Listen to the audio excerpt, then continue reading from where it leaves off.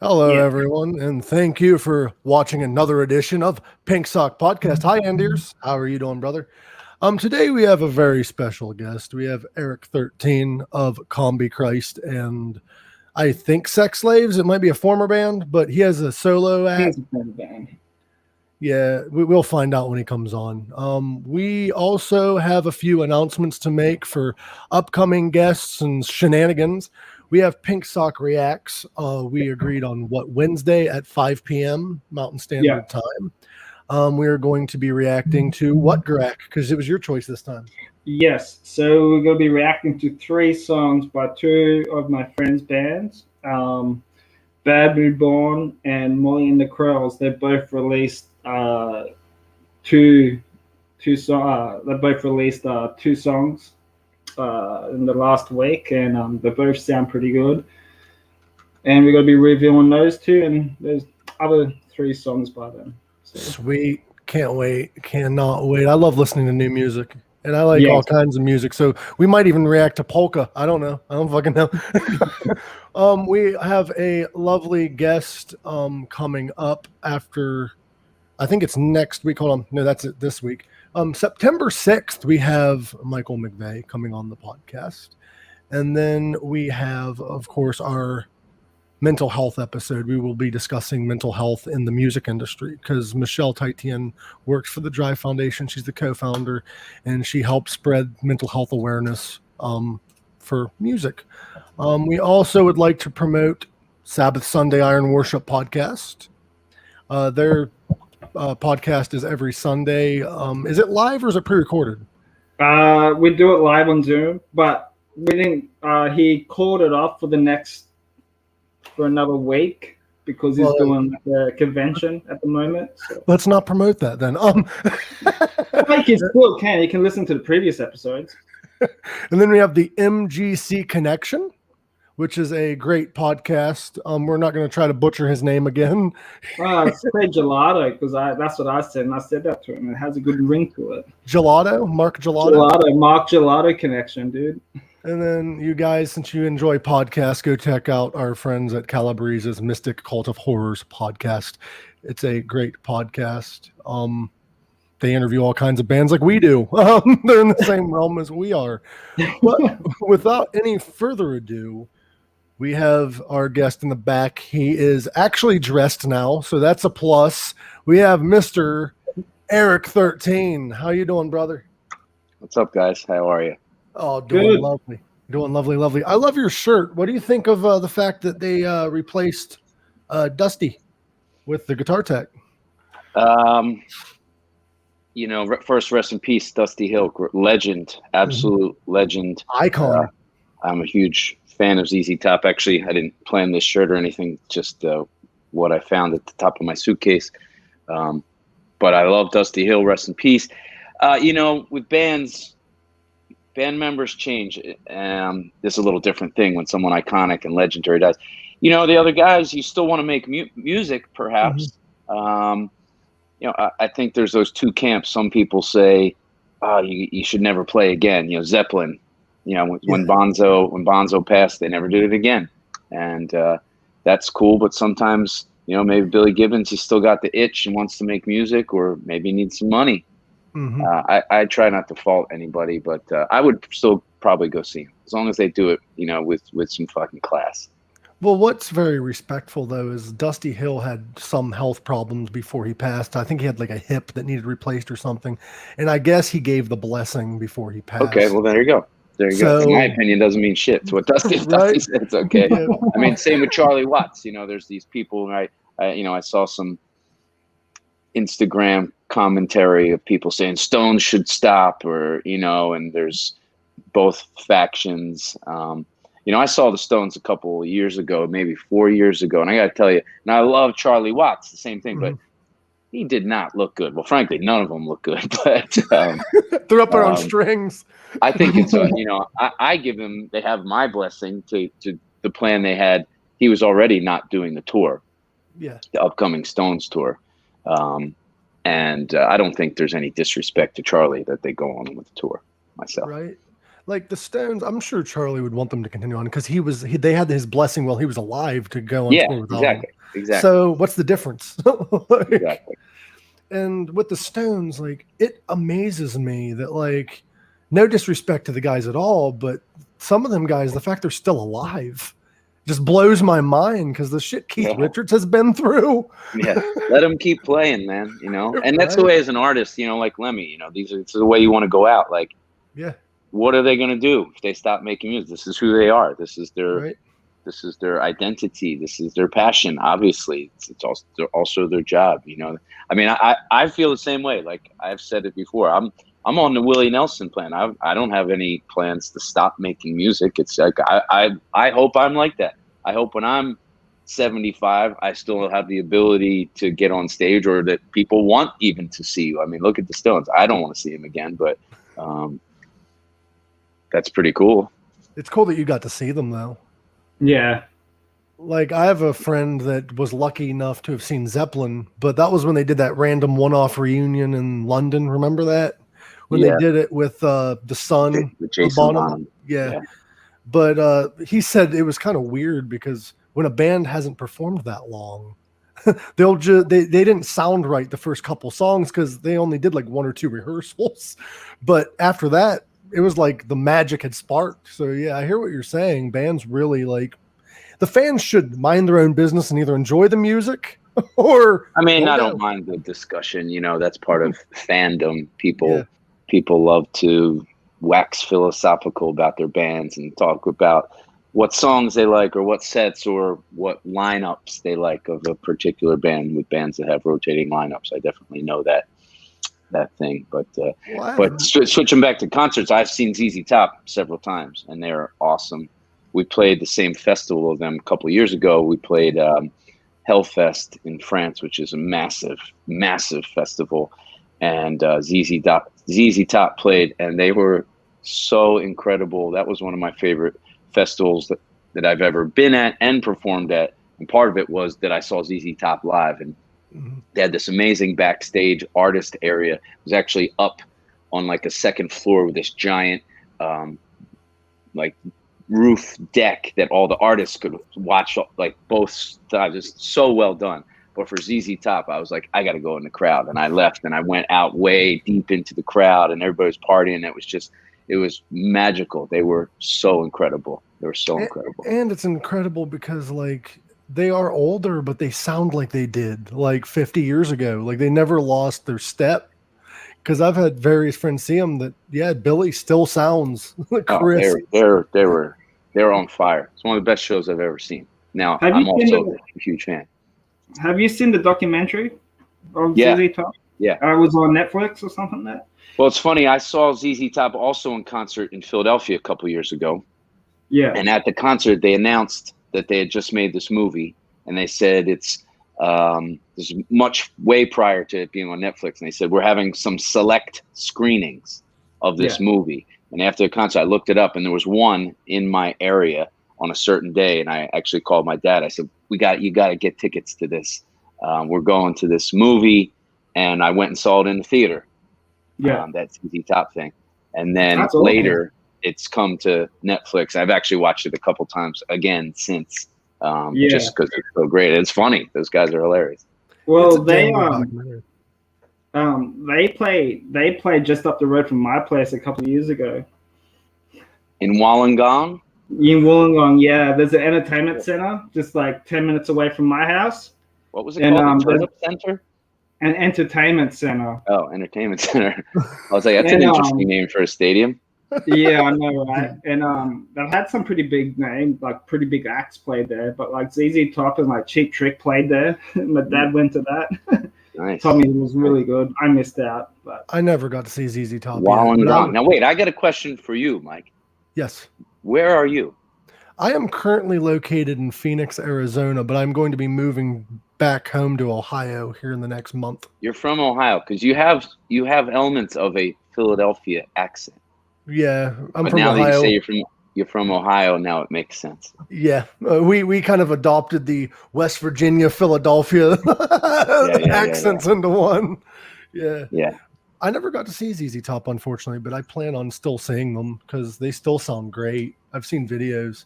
They played Sturgis not too long ago, and a buddy of mine went.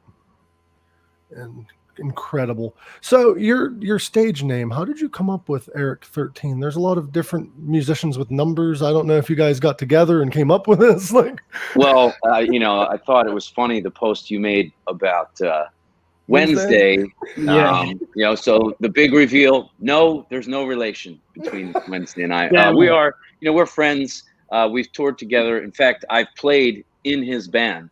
I've played a show in the Wednesday 13 band when we were on tour together. I actually, Sex Slaves, so to answer your question, it is my former band, but it's still my band. If we want to play a show, we play a show.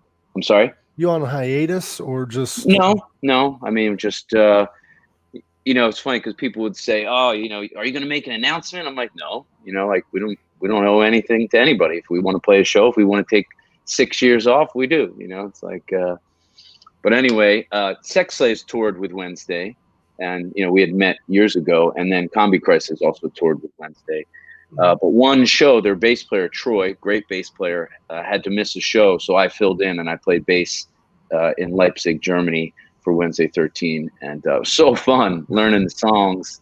Particularly, I love the song "Condolences." The song "Condolences." That's a good fucking song. Yeah. Sorry for the whole album's great. Yeah, it is a good album, but it's weird a little bit being Eric 13 and Wednesday 13. Particularly, we're on the same management, and it created some confusion. And they were like, you got to change your name. I'm like, I'm not changing my fucking name. And he's like, it's too confusing. I'm like, not really. If you're an idiot, it's confusing. But and there's also, because I had been using Eric 13 long before I knew who Wednesday was. Like in a way, I wish we didn't have such a similar name, but I mean, it doesn't bother me. And as far as I know, it doesn't bother him. We've never talked about it or anything. But there's another guy. There's Nick 13 from Tiger Army. So it's like people from that world might not know Wednesday 13 or Eric 13, so to different people it means different things. But and then you have John 5, and you have I think Nicky Wednesday's 6. got the coolest name myself. I think he's got an excellent choice of name. I was like, that guy's cool. So is there a story behind how you come up with Eric 13? Since there is before Wednesday? It's highly confidential, man. It's highly confidential. I don't know if I can tell you. I didn't read the fine points of the contract, but I know the deposit hasn't come in yet to my bank account. I haven't gotten, you guys haven't met my rider. I'm drinking a coffee from yesterday. I mean, I don't know who does your catering here, Pink Sock Podcast. Drinking a leftover Starbucks. Come on, guys. But hey, we got you set up in a house that you're house sitting. That was nice. I did need these guitars. Speaking of guitars, this is a great segue into Greg told me he wanted to show you his guitars that he has right behind him. Please. What do you got? I see some Les Pauls back there. Let's see what Greg has. Okay. So this one's my number one. This is a gold top. Yeah. Epiphone Les Paul, but Gibson headstock. Okay. Have you seen those ones before? I have. And I love the gold tops. I'm endorsed by Dean Guitars, but before I joined Dean, I played exclusively Les Pauls, and I still have them. In fact, I've been jamming on my Les Paul Standard lately in my studio, and it's like, oh man, this guitar is fucking sweet. That's the black one, correct? That's the black one, yeah. And I was one of the black Les Paul, but instead I bought a gold top. Hey, Can't go wrong. No, but I put like the JB humbuckers in there. Yeah. Love pushed them out. But I've had put this JBs one in my SG. I have some JBs. Nice. Yeah. That's so good, eh? Yeah. But I've had this one for maybe 5 or 6 years now. But it's friggin' awesome. This is like my number one. I'm waiting for a Sex Slaves cover. I did see you covered. You added me to your world famous song cover list. So I was honored. Now you gotta do a Sex Slaves song. Didn't you recently cover an Eric 13 song though? Yeah, that was Black Lipstick. Yeah, nicely. Well done. Which is my favorite song, by the way. It's really cool. Thank you. I'm hoping to get famous like you, But, Keep plugging away, man. One day. Yeah, one day. If I go on tour with you, I was like, yeah. But As one of his sex slaves? This is one of the first Les Pauls I owned. All right. Oh, All right. nice. Like a Cherry Nice. Burst. Cherry Burst. Ooh. Yeah, but Epiphone. You're a fan of the Epiphones, huh? Gibsons are too expensive in here, dude. Like way too expensive in here. Yeah. It's an Epiphone. Yeah, it's cheap. The same with, I understand. It's like American stuff's expensive in Australia. Vegemite is so expensive here, man. I can't. Getting it shipped is the problem. Yeah. Yeah. Greg is a big fan of. But I'm thinking about opening my own Australian store. It's going to be called G'day Coffee G'day, Shop, G'day. Australian coffee. See what I So told you, here's- Mike? I was thinking about you, right? So What? we were, we mapped out this whole date of and time when we were going to do this podcast. We picked this day in Australia, and I don't know if you know this, Mike, but I'm totally enamored with Australia, and my visit there was absolutely incredible. I really do love it, and I have in my studio a bunch of props from my live streams that I've collected in Australia. But the irony is I'm not home today. So I had flew to Los Angeles. So I'm in Los Angeles right now. But I did happen to pack one thing that I must share with you. And I didn't even think of this. This was just lucky happenstance. And it's part of my wardrobe. All right. Wait, I'm going to stand on this chair. You know, Oh, he is. I wearing- have rugby union shorts. yes, that's these are awesome. the official Australian national team. I love these shorts. When I was on tour over there, I was like, we had a day off and I was walking around and there was a shop that had all the uniforms. And I was just like, I went in, I got dressed in the entire uniform and we were like just making stupid videos.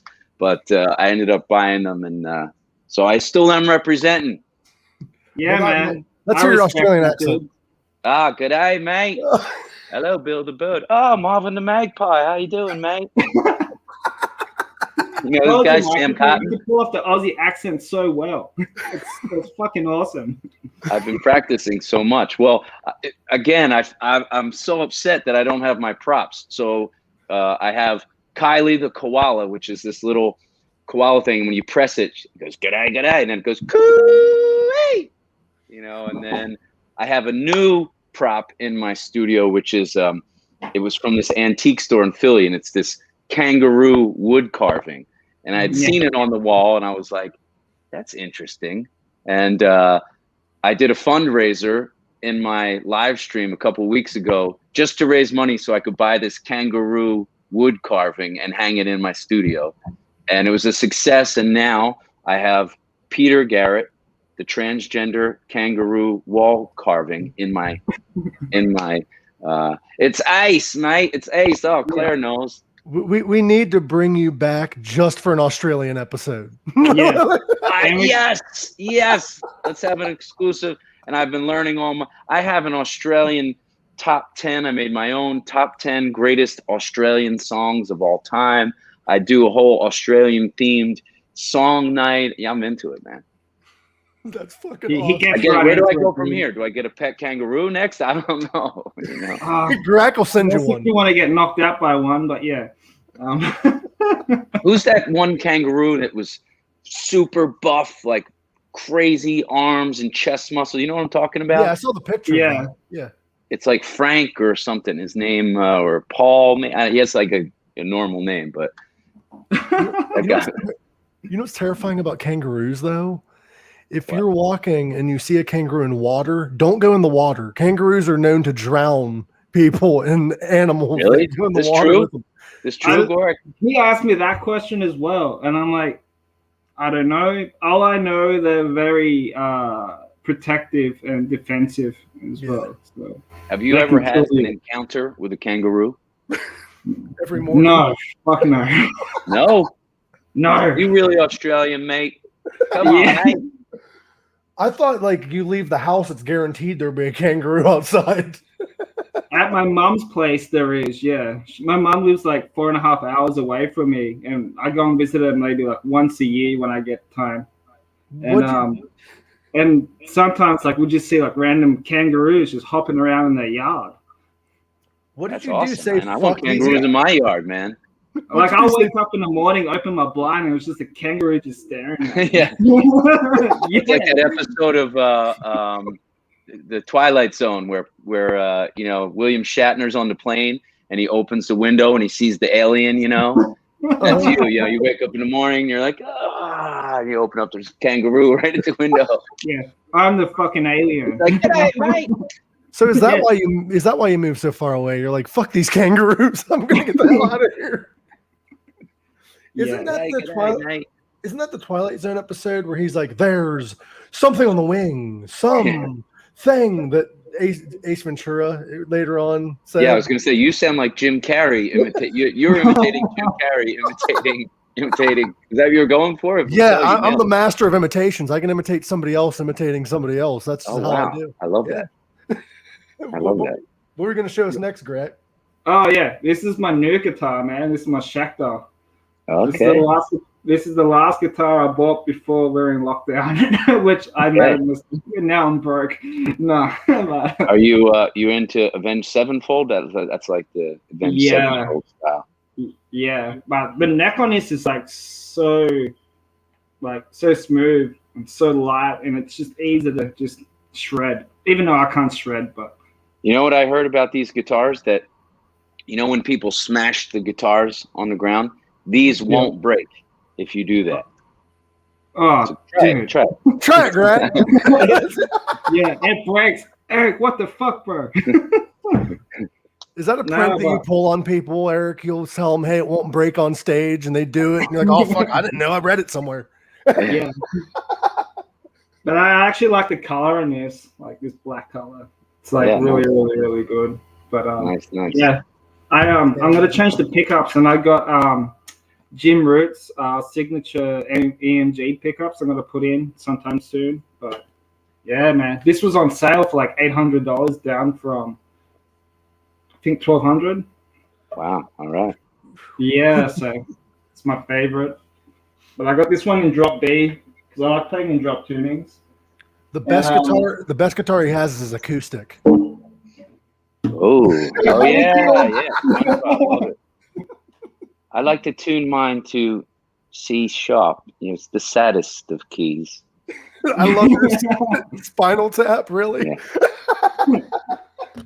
I can quote that movie all day. What's funny, now you got me going. So where I'm at in Los Angeles is a good friend of mine. Shout out to Johnny Ritchie. I came to Los Angeles because I'm recording a new song, and I didn't have any guitars.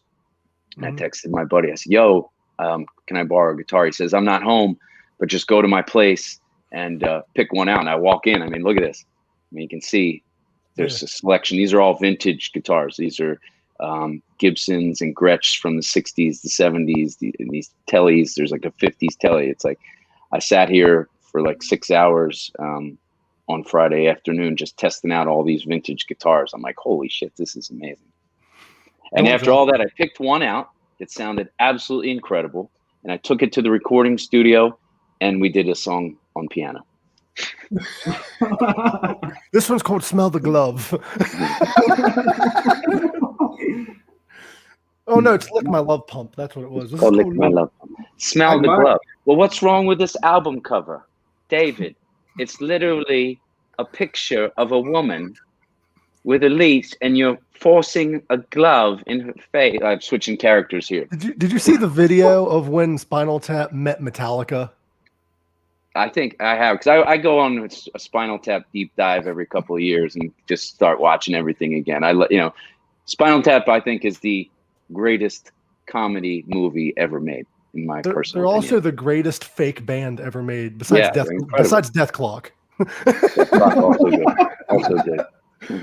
Spinal Tap, when they met Metallica, for those that haven't seen it, they met Metallica, and the singer was like, you guys released the Black Album. We need to talk because we had the Black Album first. And they're like, if we would have put Metallica on the fucking thing, it would have sold. I fucking love Spinal Tap. I got a guitar for you, Eric, for the next Combichrist tour. Okay. It's right. You can get it on Nice. eBay for like $500 to $800. Okay. I like that. If I see you on tour, I want a picture of that. Bring that, please. Yeah. Please bring Or you that. can use it for your live stream or whatever. That's hilarious. So Greg informed me that you're in the band My Chemical Romance. Oh man. No, that guy's much too handsome. This looks like he's on the casting couch. I don't even know who that is. Who is that? The drummer? I think. Is that the guitarist? What's his name? Frank. Can't pronounce his last name. But yeah. Oh, that's Frank? Yeah. Oh, I've heard Is about that first? When I saw you on the Calgary's episode, I'm like, oh, didn't he play for like freaking My Chemical Romance?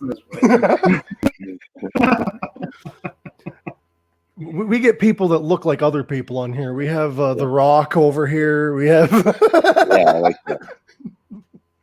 So, you got any like shows coming up and stuff that you want to promote? There's the Combichrist Fall Tour that's coming up, a U.S. tour. But it was cool. We just got the announcement that Combichrist is doing Summer Breeze next year. So all the 2022 summer festivals are confirming right now. So Summer Breeze, VGT in Leipzig, headlining a day at a festival in Germany called Rock'em which is it's a smaller festival but quite fun. Trying to think what other ones they come in so fast. I just repost it. Like we don't really have a master list at the moment. If Joe Let's play guitar, that would suit him. That actually strikes. Cause I was trying to think who you look like, Mike. Has anyone ever told you look like you could be the former drummer of Combichrist? No, I have not. Has anyone said that to you? No. That you look like him. I always get the singer of Coheed and Cambria.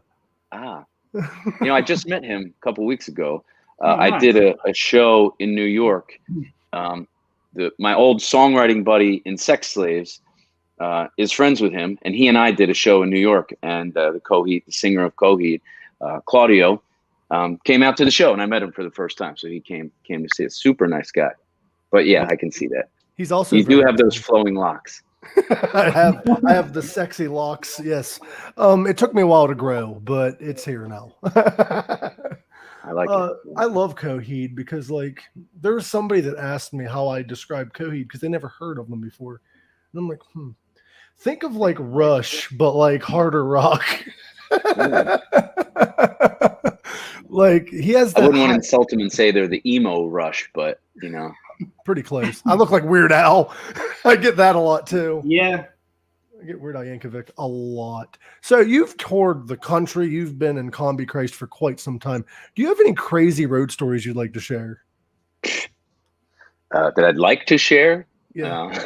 Because we was in the band with Joe Letts, weren't you? Well, you know what I say? Like, I could tell a story. One time I was on tour and I get a phone call. And this was in 6 days. My buddy's like, "Hey man, how you guys doing? Where you at?" And I'm like, "We're in."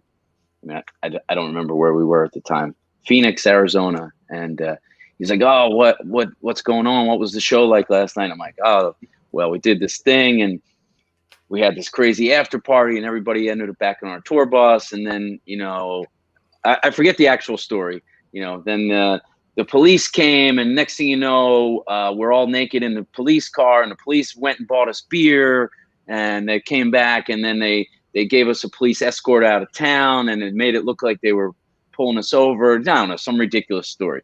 And he's like, "Dude, that is the greatest story I've ever heard. I will never forget this." And I remember we hung up, and we were like, "This happens every day, dude." It's like, that's not the greatest story. Like, every day is like this. Like, every day something happened. Not every day, but over the course of the tour, there's 20 ridiculous things or people that you meet or situations you find yourself in or ridiculous things. It's just like Spinal Tap, man. It's just like Spinal Tap.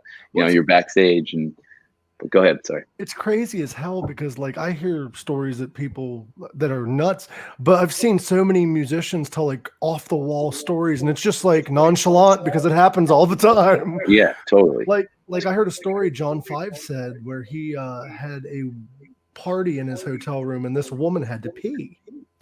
And he was like, use the bathroom. And she's like, it's being occupied. He's like, well, squat in the trash can. And he's like, well, she pulled out her penis and started peeing in the trash can. Yeah. Yeah. Like, what the fuck? Yeah, totally. Did you ever get to meet John? I have not met John 5, actually. I am a fan. Oh, you know what? That's not true. Yes, I have. I forgot about that. I went to a Rob Zombie show, and I forget how I ended up in the VIP meet and greet. And it was funny because I got up there, and I had met Piggy D before. You know, he used to be with Wednesday 13, actually. And I got up to the front of the line, and I was like going to introduce myself, and he's like, "Yo, Eric, what's up, man?" And he turns like, "Oh, yo, you guys know Eric, right?" Like, and John, and I totally caught me off guard. Like, yeah. I didn't think about it. And he's like, "Oh, this is John, and it's Ginger," and I was like, "Oh, cool," And then we took a picture, but they was like this massive line. He's like, "I can't hang out, but come backstage after the show," and left. And I was just like. And I was with the girls at the time. She was like, "Whoa, look at you!" So I didn't actually hang out with John, but I was introduced to him, and they were cordial, professional. What's crazy about John is like I got to meet him in a meet and greet one time, and the dude is so nice that it doesn't seem like he's human, if that makes any sense. Like he's like, "Oh, it's so nice to meet you," and like he's very soft spoken, and you'd think he'd be like an off the wall crazy guy with the people he's played with, but like. He's not. Well, I find that oftentimes the more popular that a musician is, as a general rule, and all rules are made to be broken, but are the nicest guys. Like Rob Halford from Judas Priest is like, he's so approachable and so cool. I told a story recently, actually, the show that I just played in New York that Claudio from Coheed was at. I was also on the bill that night was the drummer of Guns N' Roses, Frank Ferrer, has a little side project. It's a live karaoke band, and he plays drums, and a couple other really amazing guitar players and bass player get up there with him. And then he has some guest singers. Like I got up and sung a song, and Frank's playing drums. Here we are at this little club in New York. I mean, the guy's in Guns N' Roses. He is the most humble, cool, just amazing guy. And I literally said to myself, like, I'm like, this guy's my idol. Like, this is how you should act. And I took notes. I need to model myself after this guy. He's smiling, and kind of the same thing. I was like, we had met before, and he's a New York guy. His old band opened for Sex Slaves years ago, and it's like, I saw him there, and I was like, oh, I want to say hi to Frank. And the same thing. He's like, yo, Eric, it's so cool that you're here, and I'm looking forward to doing a song together. And I was like, so touched that this guy's so humble and so cool. I was like, man, that's cool. I follow Rob Halford on Instagram, and some of the things he posts blows my mind. Like one day he was like, he's like, I'm seeing my favorite band today, and look, I caught a guitar pick, and he was seeing Behemoth, and he was he paid a ticket to go see Behemoth, and he caught a pick, and the guys at Behemoth invited him backstage. Yeah, they're like, you're the fucking metal god. What are you doing? Yeah.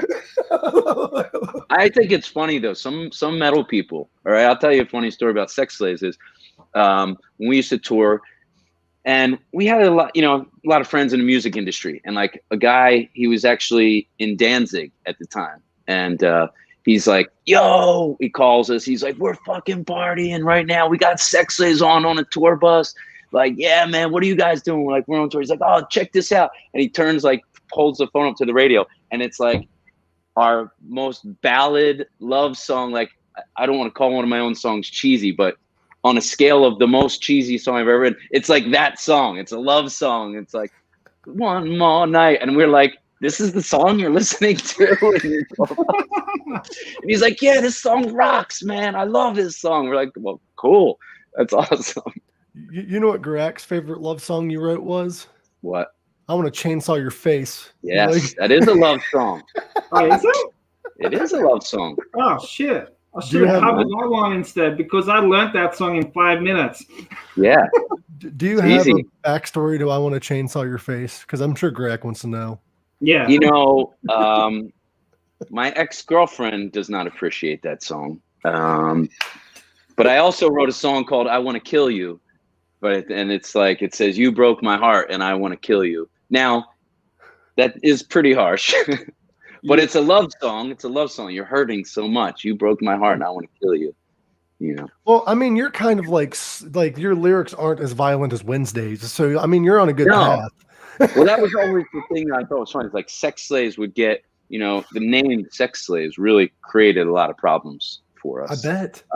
And we actually weren't. Our lyrics were, you know, 1/10 as intense as so many other bands. Not even close. There's, you know, we don't sing about violence, or, you know, there's some completely ridiculous, like, I'd like to say we're absolutely not misogynist in any way. Like, I'm not, like, I think that's fucking lame, but it's like the way Steel Panther, like, we do say some stuff tongue in cheek that could be misrepresented. Like, our lyrics is about partying and drinking and stuff like that. And like, yet we get a bad rap because we were called the sex slaves. I found it funny because when we were promoting this, I'm like, Sex Slaves, the band. He doesn't have anybody in his closet or under his bed that I know of. I always tell people, if you're going to search it, make sure you say Sex Slaves music. Yeah. You got to add that in. Yeah. Otherwise, I had trouble finding your website. I tried finding you on YouTube and I ended up on YouPorn. I don't know what happened. Like, what the hell? Although, like the song Black Lipstick is amazing because it has a David Bowie vibe to it, which I like. And the remixes are great too. Like, I was listening to that. Like, I normally go for like more early morning walks, like around about 6 o'clock in the morning and stuff around my area. You know, just put that on. Checking out the kangaroos. Yeah. No kangaroos down the beach, bro. Sorry. All right. So your David Bowie cover though was amazing. I got to tell you, you did an amazing job. Like, good. Sorry. You like have the very David Bowie type vocal style to begin with, and the fact that you covered Bowie just was perfect. You know, it's interesting. I didn't realize, maybe, you know, like with Black Lipstick, it's interesting when people give you feedback on a song and people are like, oh my God, you were so Bowie-ish on this song. And then someone else be like, dude, this is like, who are you, Billy Idol now? Like, you know, and people hear, or it's funny. So the song I'm here recording in LA, or I did yesterday, I'm doing it with the same guy that I did Black Lipstick with. This guy, Umi. Actually, he's from Australia. He's from Perth. Umi Kapila. He was in the band Filter. He was in Combichrist briefly, but we did Black Lipstick together. We recorded a new song yesterday, and someone came in that was also working in the studio next door and listened to it. And he's like, dude, you got some serious Iggy Pop vibe going on this song, you know? So it's always interesting to hear. I mean, I take it as a compliment. Like, hey, if someone's, you know, I would never compare myself to David Bowie, but if somene's here, it's better than saying, man, you sound like Weird Al on this song. You know? What's wrong with Weird Al now? I mean, Weird Al's cool, but it's a lot more fun. I'd rather get David Bowie than Weird Al, you know? Well, that's very admirable, because I've heard musicians like, I'm the first of me. I'm like, music has been around for so long that getting compared to somebody is just going to happen. Like, yeah, it doesn't bother. I mean, like I said, I take it as a compliment. You know, I'm not trying to sound like anybody. I find when you think you sound somebody, you really don't. You just Is this true? You sold your soul to the devil to sound like David Bowie? It wasn't for the David, but I sold my soul, but not for that. But continue what you were saying. You know, I do think, like, if I try to sound like David Bowie, well, I do for fun. There's actually a group of musicians in Philadelphia, and we have a David Bowie tribute band that I do sing in, but I don't. It's a bunch of professionals. It's a killer band, and we take it very seriously in our performance. But we don't take it seriously. Like, I'm not in a Kiss tribute band, like that people that make their lives about becoming another character. For me, it's just, hey, it's cool to sing a David Bowie song with a bunch of other great musicians. So I do often sing Bowie. So maybe it's seeping in. Like, I don't think about it. I'll consciously try to sing. Have you thought about doing like a David Bowie cover album, kind of like Glenn Danzig did the whole Elvis thing? I actually am doing a David Bowie cover album. But told you, Greg. Again, like, I'm really not doing it as a big project. Like, I just like that the one I made the video of was just a song I liked, and I was with a piano guy, and I was like, "Yo, could you play this song? Like, let's just." That's the way a lot of my studio stuff is. It's really just like fun, friend based. Like, yo, we got a piano here. Yo, let's do this Bowie song, and we did that. And then I had another guy, just incredible guitar player, and I said, dude, we got to make a song together. And he's like, let's do it. We met in the studio, and we're like, all right, here's the deal. We got 4 hours in the studio. We got to finish a song. And then we kind of talked about it. And he's like, well, I heard you do Bowie one time. And I'm like, what song do you know? And we did Space Oddity. And it was just being opportunistic. And then that came out really cool. And then I had another one. I do these dramatic readings as one of my things, as Gorak knows. I read one of his monologues, and then next thing you know, I had like 4 songs. I'm like, shit, maybe I should just put these together and make a little Bowie tribute album. The trick is how to do it and not be silly about it. That's the trick. You could always do what Danzig did on his Elvis covers. He made it his own instead of trying to reenact. Of course. The Rock and Roll podcast, which is a good friend of ours, Robert Rowe, wants to know if you would cover Blue Jean. Do you have that? It's funny. I just started learning that one. Great song. What's your favorite Bowie album? This is a hard one.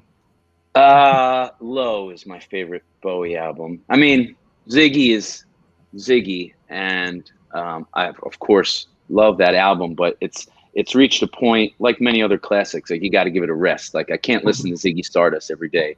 I can listen to Low or Hunky Dory. I go through phases. So like usually on a tour, I have one album that I listen to all the time. Now, granted, I haven't been on tour in 2 fucking years, but like when I went to Australia, every day I wake up and I listen to this Chopin album every morning, and then I listen to David Bowie, Hunky Dory every day, and that was like my meditation music. So it was Hunky Dory for a while, but Low has since taken off.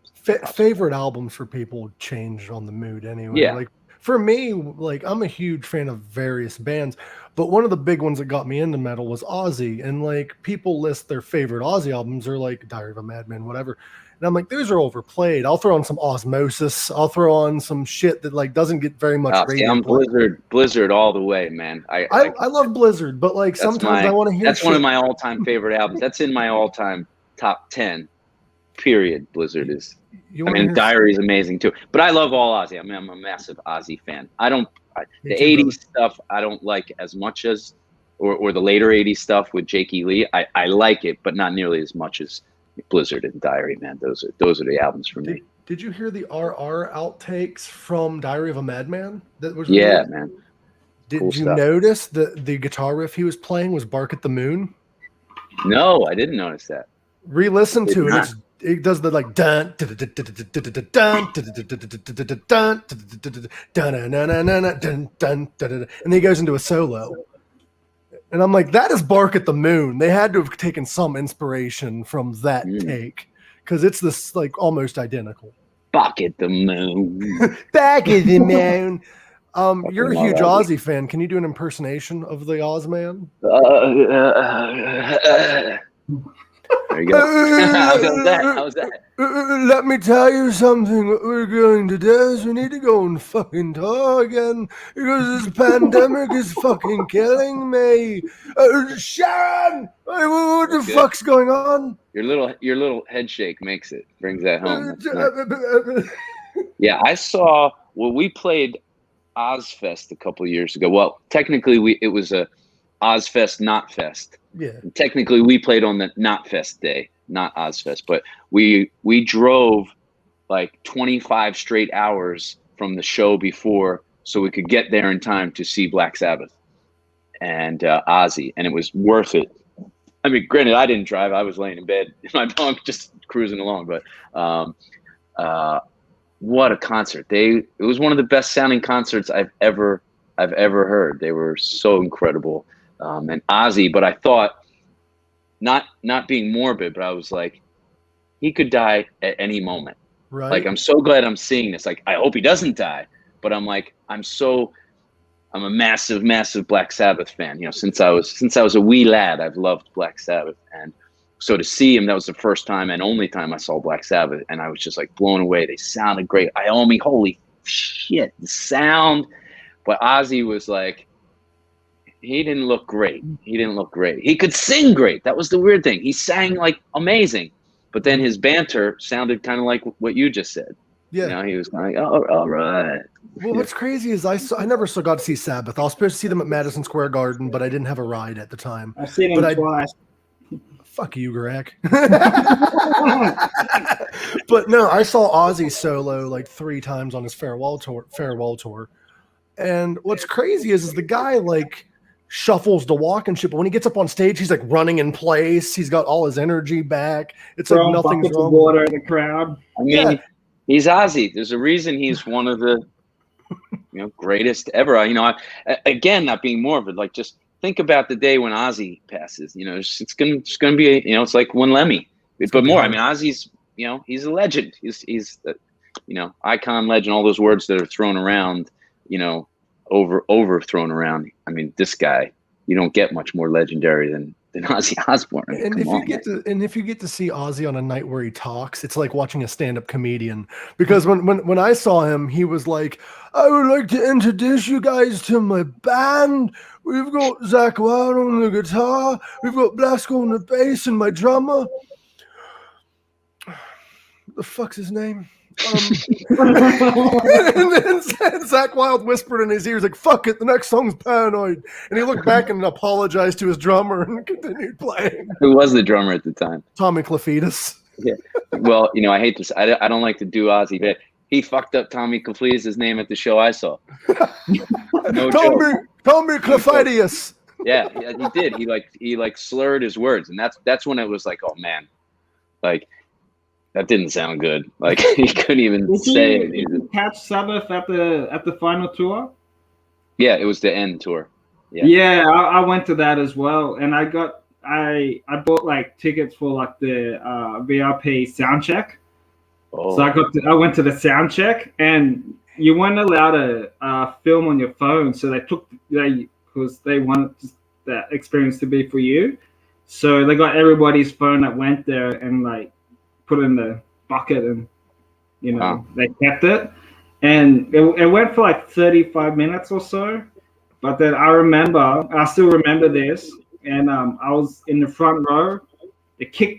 Tommy hit that kick drum. Ozzy just ran up to the microphone, looked at me, and goes, I am, man. And I'm like, what? Dude, like he's a massive drummer, man. He's a beast of a drummer. Because I remember that, again, the one time I saw him, I was like, you know what it is? The mix was so incredible. It was so powerful. It was so loud, and it was so perfect. Now, I would hope so, when you got resources, when it's Ozfest and you are, when you are Black Sabbath, I would hope you have the absolute best sound and it's so dialed in.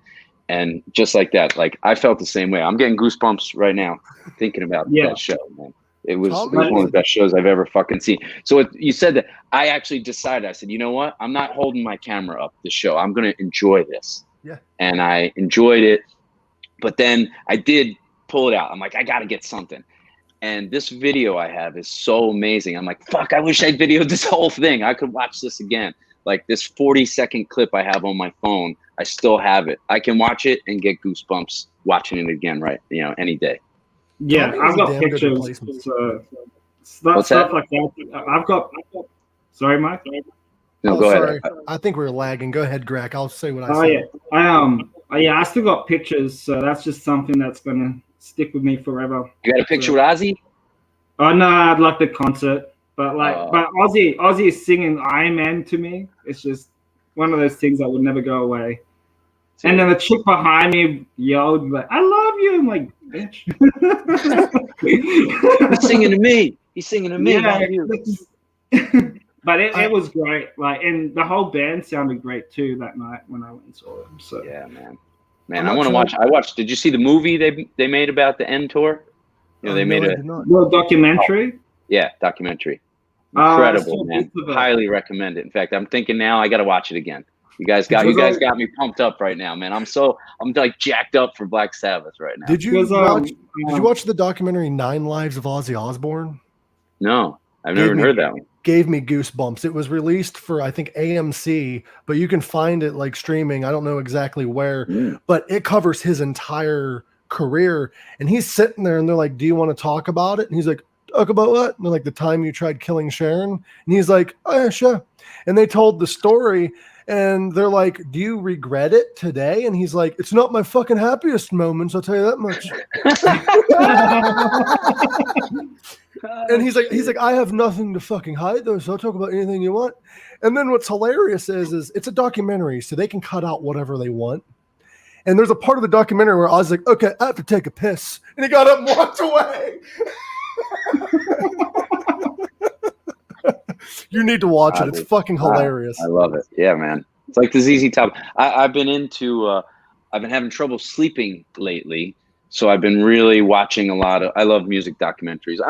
As you can tell, I'm just a big music fan as well. I love making music, and I love, music's just my thing. So I've been catching up on a lot of movies and documentaries. Like the new Paul McCartney one that just came out. I've been watching. It's very interesting.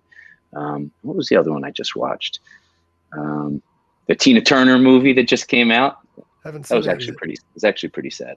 It's actually pretty sad. I love Tina though. I forget the name. What's love got to do? Got to do with it. Who runs Potter Town? For the longest time, I was singing that song. What's love got to do with it? But a second hand with lotion. What's love got to do? Yeah, I love that. Tina. I love it. I saw a documentary about Weird Al one time, and he has a very tragic life. I don't know if you know that or not. No. But like while he was on tour, he got a phone call that both his parents died. Oh shit. And he continued the tour. Now I heard he's just doing a documentary or a podcast with some Australian guy. That's like what he's doing now. Correct. Did you get Weird Al on here and didn't tell me? Sorry, bro. Surprise. You can watch the Aussie documentary on BBC iPlayer if you have that. If not, I will send you where you can watch it because you need to watch this as an Aussie fan. Okay, yeah, I definitely would like to. Like it starts off like, of course, the beginning of his career, and then he talks about like a lot of shit. Like the time he got arrested for pissing on a cop car is on there. Yeah. He was on tour and he's like, I gotta take a piss, so I took my dick out and started peeing, and it was a cop car. I'm like, only Aussie, man. Only Aussie. And like the thing is they could easily release another documentary because of the shit that he's done in his career.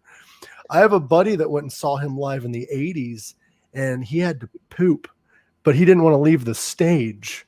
So he took a shit behind the drum set while singing. Haven't we all? And then all you heard on the speaker after he was done, rite of passage, I thought.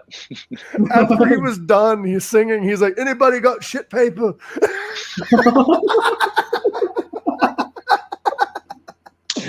Oh man, gotta love the odds, man. And then he saw him again like 3 years later, and Ozzy was performing, and I guess he had to pee. So he whipped out his dick and started pissing on stage.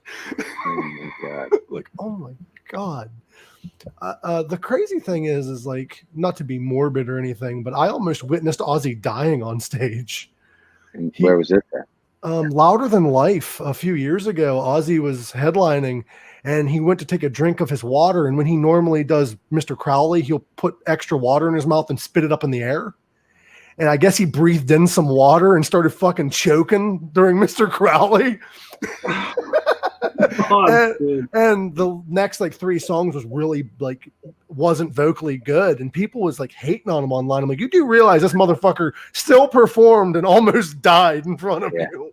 It was the ghost of Aleister Crowley. And the crazy thing about Ozzy is, I don't know if you know this, but like he takes some breathing treatments sometimes, like off the side of the stage, kind of like Jonathan Davis does. But when he does that, as he's can barely breathe, he'll be yelling into the microphone, "I can't fucking hear you!" Like still trying to work the crowd while he's pretty much dying from an asthma attack. Pro, man. He's a pro's pro. That's his thing. It's like we said, that's who he is. That's what he is. That's why everybody loves him. Ozzy's physically unable to die. Him and Keith Richards. It's funny. So this place where I'm staying has all these incredible guitars. And on the other side of here is this massive record collection. Uh-huh. but it's like all this vintage stuff. Like actually, right here's what I was just listening to right before we started this. Fucking This is one of my all-time favorite. This is my favorite Tom Waits album, and to find it on vinyl is so rare. But now all I want to see is there any Ozzy records in here? Yeah. Where's Blizzard? He's Brady's house.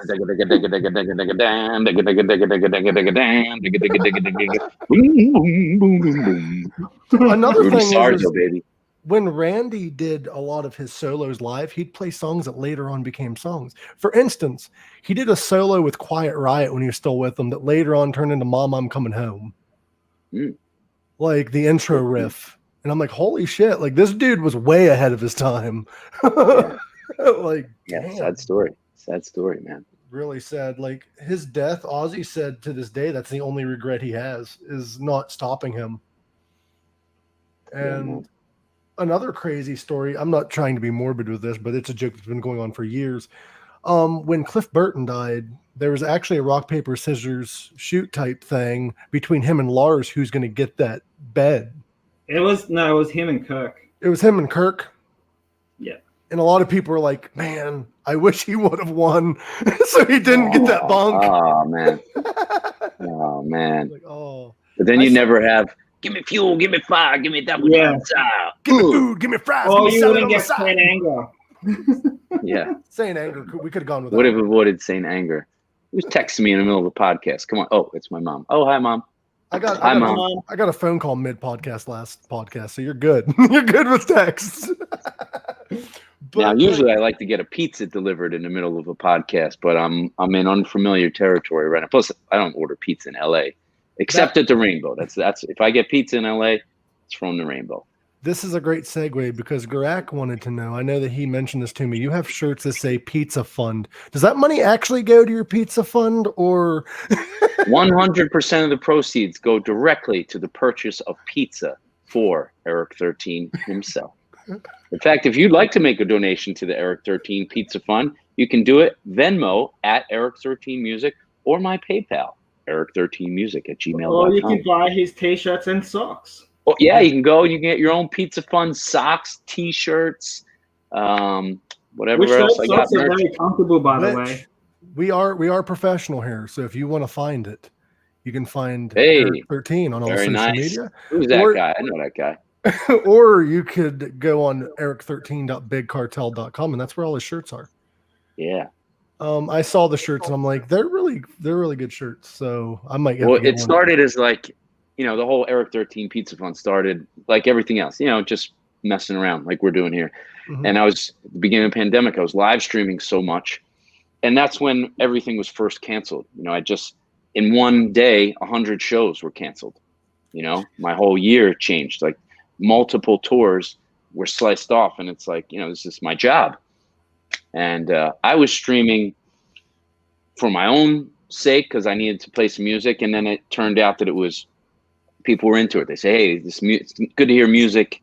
And I said, I feel horrible saying this, but like, I'm going to have to start accepting tips again. Cause like, I just lost thousands of dollars of my income for the year. And I jokingly, and I'd ordered a pizza or something, and I just said it off the cuff. I said, if you want to make a donation to the Eric 13 Pizza Fund, I'm going to order a pizza later. And it just caught on like other weird things. And now it's like my thing. I have an idea. We need to make a commercial for you, kind of like the old like dog commercial, like have like musicians in cages and be like in the arms of an angel, and be like for just pennies a day, you too can buy Eric 13 a pepperoni pizza. Help with your subscription, with your pledge, you will get a photo of your pizza to have and to hold. We will keep you updated on the life of this pizza, his education as he grows. Be like, you too can help feed a starving musician today for only a few cents. I've said that exact quote. And have like your cover. I'm so hungry right now. I wish there was a pizza place. I don't know where I'm going. When we're done, I'm wrapping this up. First of all, I need some coffee. This leftover coffee. Who's behind the scenes there? I'm firing my management tomorrow. They didn't get you any coffee. What the hell? No pizza. I was on my rider. That was the deal. Coffee and pizza. Coffee and pizza. I never got the memo. Garak didn't send it to me. You can get some Frankie's pizza. I love Have you Frankie's been there? Pizza. I have that Have you same been? shirt. I love that place, man. Yeah, Sam. It's like one of my go-to places to go. Like just after a gig, if I'm in Sydney, and How the far last- is Wollongong from Sydney? about an hour and 20 minutes. What's your But, favorite is Is pizza that where place? Crowbar's in Sydney, right? Yes, I think they closed down. Oh man, bummer. And That's where we played. But yeah, we went to Frankie's. Actually, we had a couple days off, and I went to Frankie's. Every day I was in Sydney, we hung out at Frankie's.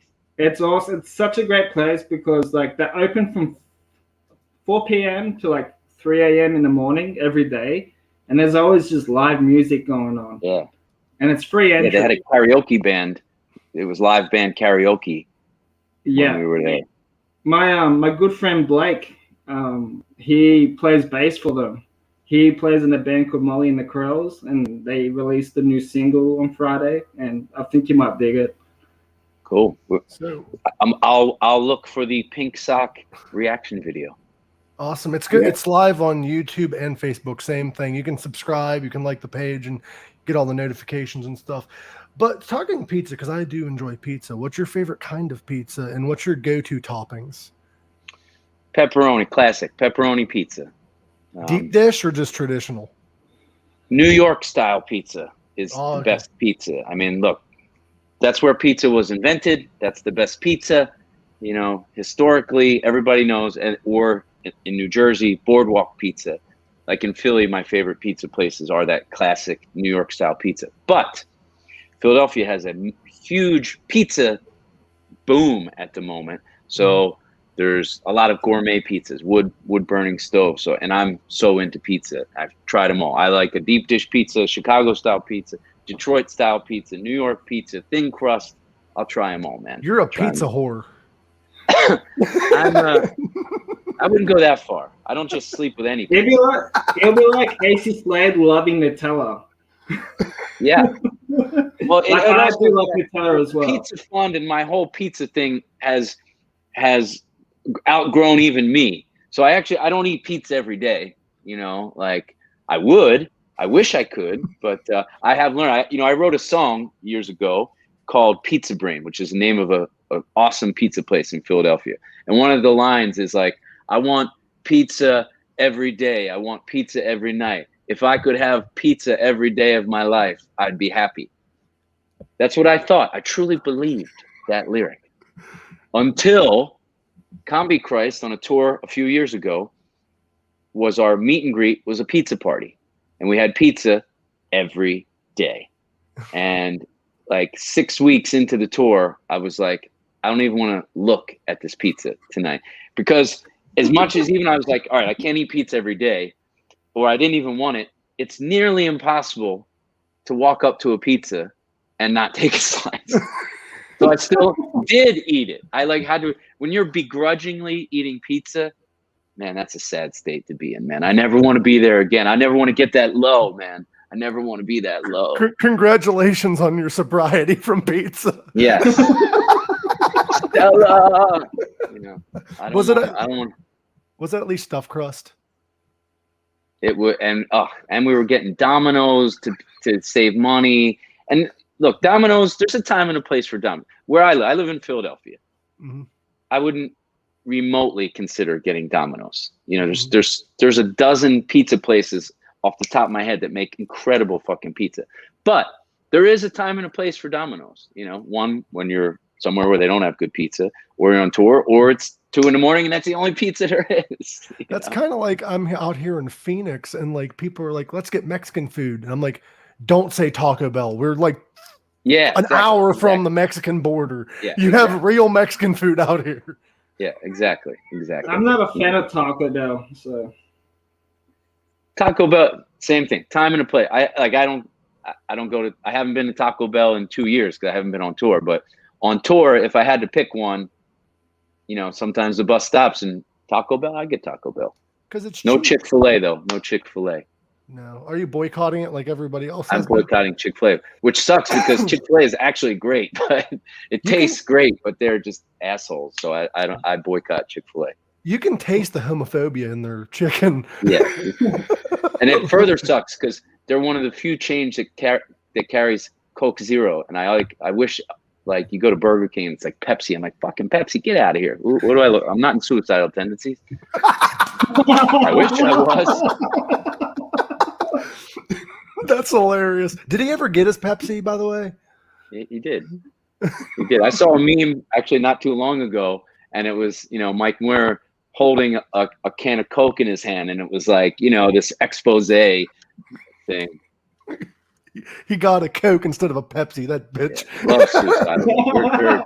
They're a band I've always loved. I've seen them in concert a couple times. That same festival where I saw ZZ Top, they were there, and I stood side stage, and the irony was he sung from the side of the stage, like almost shoulder to shoulder with me. I'm like, and I'm thinking all these people in the crowd, I'm like, I wonder how many of my friends can see me on this huge screen right now, because where he's singing, I'm like off to the side, like standing there watching him. And you're like standing in awe, probably. You're like, what a band, man. I saw them live once, and it was at, I believe, Louder Than Life, the same year that I saw, no, it's not the same year I saw Ozzy. It was Louder Than Life. They had like Stained there for the first time in like years. But yeah, Suicidal put on a fucking hell of a show. So great.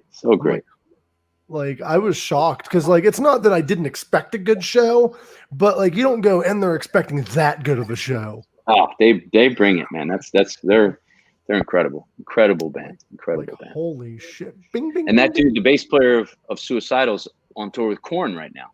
Yes, which is another great band. I had I kind of missed Korn when they first came out. It didn't catch my ear back then. Which is ironic because I actually love Korn now, totally love Korn. And I saw them for the first time in Switzerland a couple of years ago, and they put on such an amazing show. I was truly blown away. I was like, holy shit, this is – I called Andy, Combichrist, and I was like, yo, I just saw Korn. We need to watch this band again. Like we need to make – the band should sit down and watch this band as like – to get excited and be like, this is what a massive show is. You want to learn how to bring it, watch fucking Korn. I fucking love Korn. Have you seen Jonathan Davis solo or heard his album? I haven't. I like the record. I like the solo record he put out. I saw him before that record came out, and it was fucking hilarious because Jonathan Davis is like, why am I touring an album that ain't out yet? Fuck it. That's why. That's my, I'm a big fan of Korn. They're great. I love how they explore different genres in their solo careers. Like Jonathan Davis does like kind of like his thing. And then you have Fieldy who does like rap and stuff. And then when they come together, they have that. Yeah. That's a good lineup. Suicidal, Metallica, and Danzig. Nice. Jesus Christ. That's a damn good lineup. That's a hell of a lineup, man. You know who never toured together that really should have back then is Alice Cooper and Ozzy. They've never toured together. And they're good friends. Yeah, it seems like they would. They did. I feel like. Yeah, but they didn't. They've done a couple shows together, but I don't think they've ever toured. They've done festivals. Yeah, this is. You know what? This is a great podcast, guys, because I'm just having all these memories of great concerts I've seen. That's the thing. That's why I love and I wanted to do this podcast is because I'm tired of like you're in Combichrist. How did it start? Like the usual interview shit. I like to like. Thank you for not asking that stuff. It's so boring. Or it's been, well, you know what? It's already been told in other interviews. I mean, I don't mind talking about it. I love Combichrist. It's been an amazing experience. And I think, Andy's a great songwriter, and being in Combichrist has been an incredible run for me. But I also have told those stories a bunch of times. I'd much rather talk about Ozzy. Yeah, well, I like doing these podcasts because I want to get to know the guest, and so does the listeners. They don't want to hear the same recycled. Well, I like long walks on the beach. Pepperoni pizza, listening to Chopin in the morning and Bowie in the afternoon, and then going to see Ozzy live. Did you just recite your Tinder profile? By the way, Garak promotes this podcast on Tinder. How genius is that? Hey, man. Ever since I got the role as a co-host, he goes, I said, I'm going to make this show fucking happen. Right? So I just I promote the shit out of it. since I So- became co-host. I know you're hungry, Eric. So did you want to cut it soon so you can go eat? Because we can do a part 2 if you want in the future. We can do an Australian episode or whatever you want Let's to do an Australian episode. Because I'll keep talking. I am sorry, but I'm sure I would love to do an Australian episode because I've got all my collection. You got to meet Kylie the koala and Peter Garrett, the transgender kangaroo. Not to be confused with Peter Garrett, the singer of Midnight Oil. Another great band. The time has come. A fact's a fact. So It belongs to them, not Gorak. I like that. Hold on. There we go. we're gonna get a live performance too. Let's do this. Yeah. There we go. Wait, how?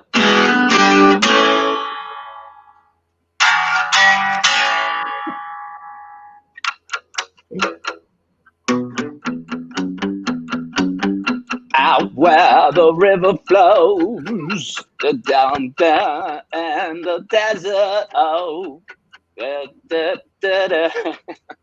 I love that song. I love that song. Maybe I should learn it. I'm going to learn that song. You know what? For the Australian episode, I will have that ready. Sweet. Here's a little preview for the Australian episode. Good day, good day. How you going? What do you know? Strike a light. Good day. And how you going? Just say good day, and you'll be right. Hey. That kind of started off sounding like the Wiggles a little bit. Yeah. Kind of like that. Well, if we do the Australian episode, like I'll have this live outside of my balcony. I'll get the barbecue going at 3 a.m. in the morning, and then we can broadcast it. And we'll be get live some with a shrimp kangaroo. on the barbie, mate. Get some shrimp on the barbie. Neighbors would get pissed, but it's all good. Go to your That'd mom's be house so that ace, we have mate. kangaroos. Oh, it'd be great. Go to your mom's house so we have a kangaroo in the background. Yeah. Okay, okay. I'm gonna give you an advanced peek at my rider for the Australian show. There must be a kangaroo on set. One of either my set or your set. If you guys can arrange to get a kangaroo to me, that would be ideal. I probably won't be alive if I'm trying to. I will settle for a wallaby if I must. I think shipping a kangaroo would be kind of expensive, but I can see you having your own documentary on Netflix in the future called The Kangaroo King. Yes. Ooh, the wheels are turning here. Kangaroo King. I'm never going to financially recover from this. Did you hear that he might be getting out of prison? I hope so, man. I was hoping. There was one. I don't want to talk politics, but that former president. There was one thing I wish he had done, and that was pardon Joe Exotic. Damn. Well, he's actually. Damn, I was counting. I was like, please, that would be the one thing I wish he had done. Do you follow him on Instagram? Who? Tiger King? Joe Exotic. He still posts on there from prison. No. Yeah. Oh my God, no. I love Joe Exotic. He right now is trying to recover from cancer, I guess. He was diagnosed while he was in prison. And right now he's suing Carol Baskin for tax fraud. That bitch. I hate Carol Baskin. So I've asked this in the past to guests, and I'm going to see what you say about this. Live action Tiger King, who would play who? Well, wasn't there someone scheduled to play the Tiger King? Was it Nicolas Cage? Yeah, but who would you choose? I think Matthew McConaughey would be an obvious choice, but I'd rather see it be like Brad Pitt. I'd rather it be so ridiculous. Brad Pitt, just looking like Brad Pitt. I'll never financially recover from this. You know what I would Carol do? Baskin, you bitch. With a toothpick in his mouth, like. All right. But reprising his role from what's the Inglorious Bastards, like when he does the Italian accent, like grazie. we're gonna kill some Nazis. Who would you have play Carol Baskin? Oh, Carol Baskin. Hey, Michelle Pfeiffer. That would be perfect for Have Hulk I Hogan. can't do Michelle like that. That would have to be like what's the lady from Misery? What's her name? Kathy Bates. Kathy Bates. Yeah, That'd be perfect. She'd be could be a good Carol Baskin. You It's got to wanna be a villain. Got to be a villainous. I have a full cast. Okay, you ready for this? Okay. Yeah. David Spade as Joe Exotic. Ooh. Danny He's kind of already been DeVito. there as Danny Joe Dierte. DeVito as Carol Baskin. Carol Baskin. Mike, that's genius. That's genius. I like that. And then have his two husbands played by Matthew McConaughey and fucking. Well, wait, who are the guy? And what's the other one? Jake Gyllenhaal? No, it should be the guys from Brokeback Mountain. Should be We can't because one of them's dead. Oh yeah, sorry, Heath. Sorry, That would have been perfect though. Joe Exotic, yeah. Have Hulk Hogan Yeah, play I'm Joe going with Exotic. Brad Pitt. I want to see Brad Pitt as Joe Exotic. Robert Rose said Hulk Hogan for Joe Exotic. I like that too. Actually, I love Hulk Hogan. I follow him. I follow him on Instagram. Hulkster's great, man. Do you want to see Hulk Hogan as Joe Exotic? Yes. I see that you liked some of my Photoshop skills. So if you follow me on Instagram, I do Photoshop stuff. Okay. And I did this. Yeah. Yeah, baby.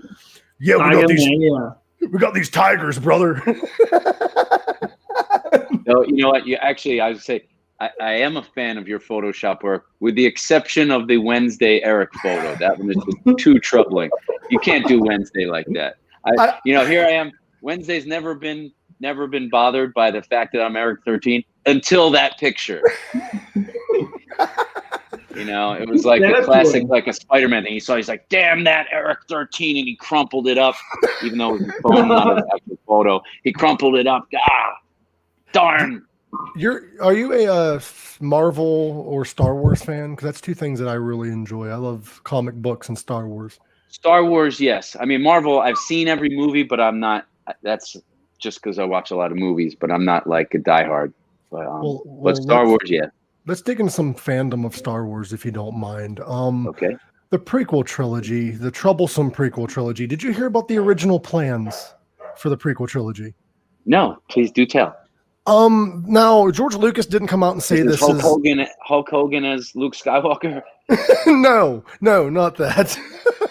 No, what happened was George Lucas released that first movie with Jar Jar Binks in it.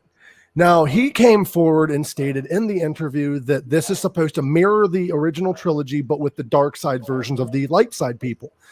Well, if you look back, there is one character missing, and that is a dark side Yoda. If you watch the first movie, Jar Jar Binks used the Force throughout the entire movie, but as like a secret type thing, like the fans would only notice. The big reveal was supposed to occur in the second movie, where Jar Jar Binks is the ultimate Sith Lord, and he's the one that got Emperor Palpatine to power.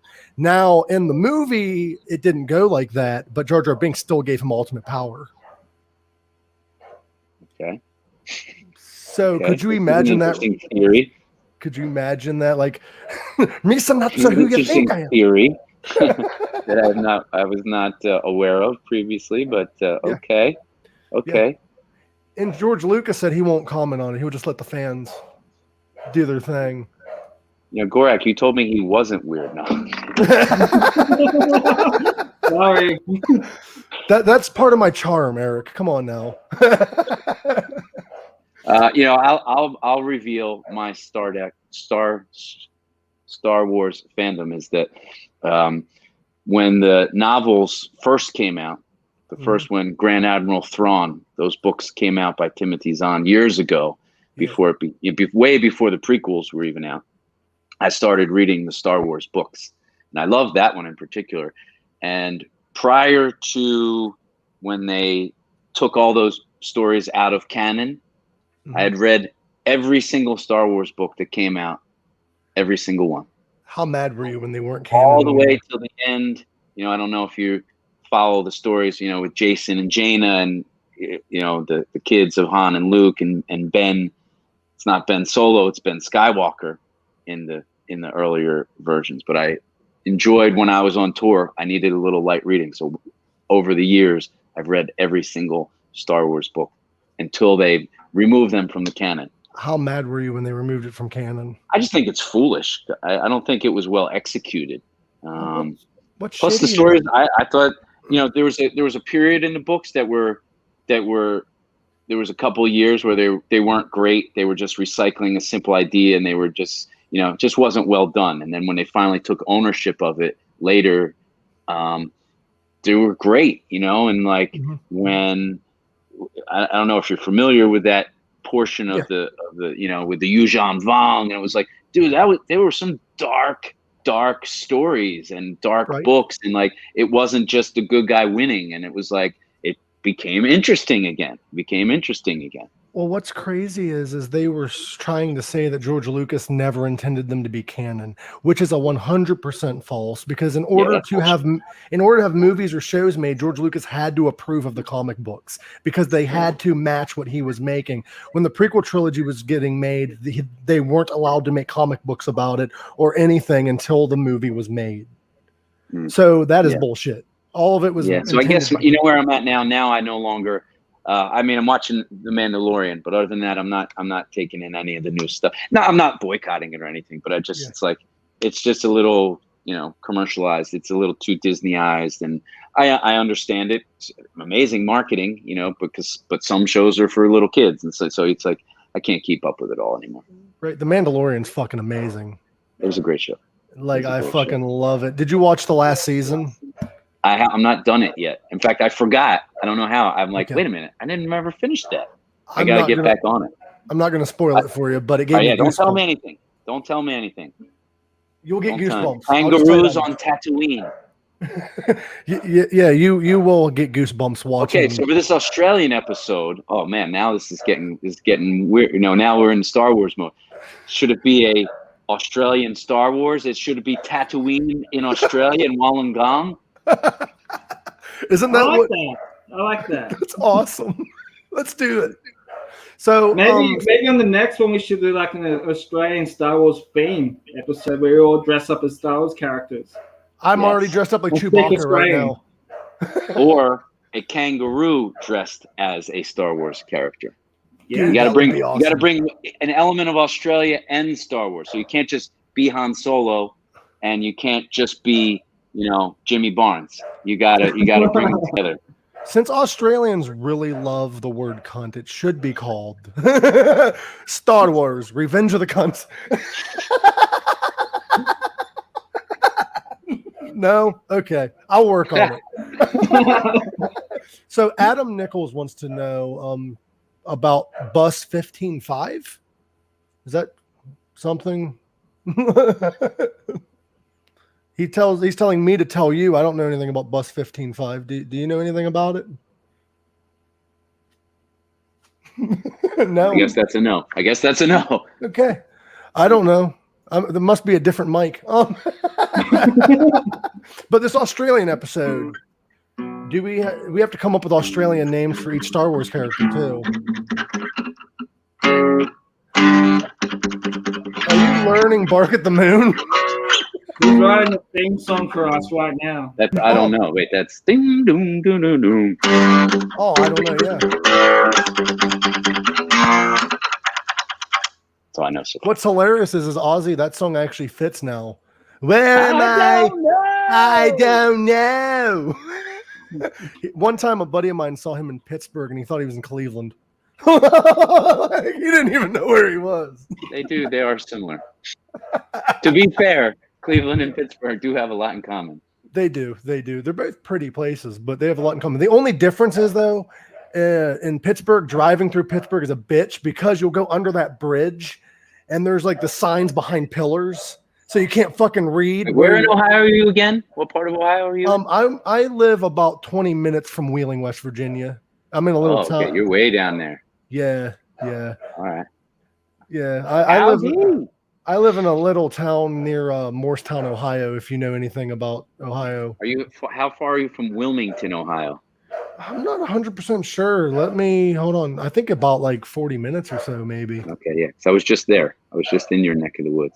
Well, when I move back to Ohio, if you guys come through town, we need a party. Oh, when you move back? Oh, yeah. Duh, you're not there. No, not yet. But I'm moving back at the end of next month. All right. Well, safe travels. So is that all right? Should we wait till you move to Ohio for the Tatooine Australia episode? Yeah, we have a few guests lined up, so it'll be in the next couple months. All right, yeah, no rush. I don't want to hog up the airtime. You don't want to have this exciting guest too many times.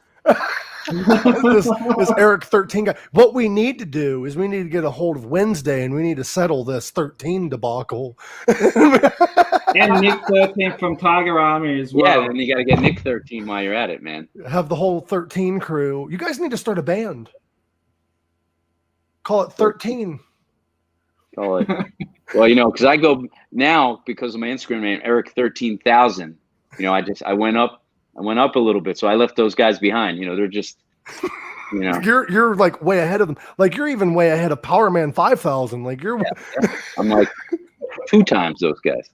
Eric 13,000 sounds like a new term. Ironically, you know what the name of their single was? They put out a song called Black Lipstick. Power Man did. It was so weird. I'm like, there's more weirdness to it, but I like Power Man 5000, and their song's cool too. But it was like a little weird, isn't it? It's kind of the same time frame that mine came out, and I was like, that's weird. Stop and I like to call Missouri misery. I don't know why. Missouri, show me state. All right, guys. Well, then I'm gonna go get some coffee and some food. Okay. It was an honor to be here with you guys and talk about Ozzy. Now you got me in a good mood. We need to bring you back on for Australian and Aussie, and we need to combine it all.